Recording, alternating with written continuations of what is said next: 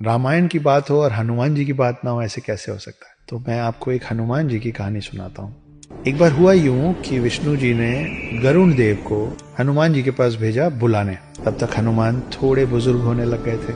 गरुण वैकुंठ धाम से विष्णु जी के आदेश पे उड़ के गए और वो पहुंचे हनुमान जी के पास पृथ्वी में। उन्होंने बोला कि विष्णु जी आपको याद कर रहे हैं, चलिए। हनुमान बैठ के राम जप कर रहे थे।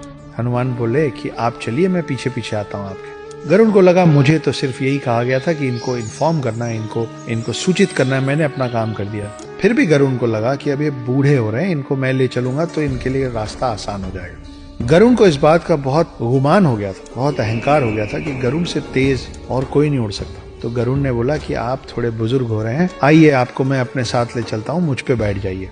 हनुमान जी ने फिर से कहा कि मैं अभी अपना जाप खत्म करूंगा, उसके बाद आऊंगा, आप चलिए मैं आता हूँ। गरुण निकल गए। गरुण पूरे स्पीड से उड़ के वापस विष्णु जी के पास वैकुंठ धाम पहुंचे। मगर वहां पहुंच के देखते क्या है, वो देखते हैं कि ऑलरेडी हनुमान जी बैठे हुए हैं विष्णु जी के पांव के पास।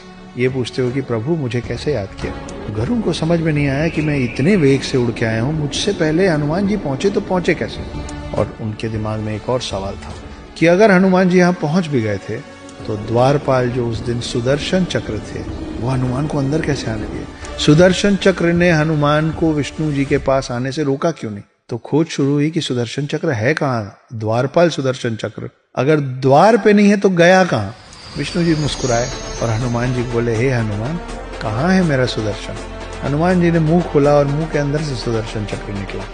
सुदर्शन चक्र को इस बात का अभिमान हो गया था कि उससे ताकतवर कोई अस्त्र शस्त्र नहीं है, और गरुण देव को इस बात का अभिमान हो गया था कि उनसे तेज कोई उड़ नहीं सकता। हनुमान जी ने एक ही सफर में इन दोनों की सारी गलतफहमी दूर कर दी थी। वो अस्त्रों में सर्वश्रेष्ठ सुदर्शन चक्र को निगल गए थे और गरुण से पहले विष्णु जी के पास पहुंच गए थे। ये हैं हमारे हनुमान।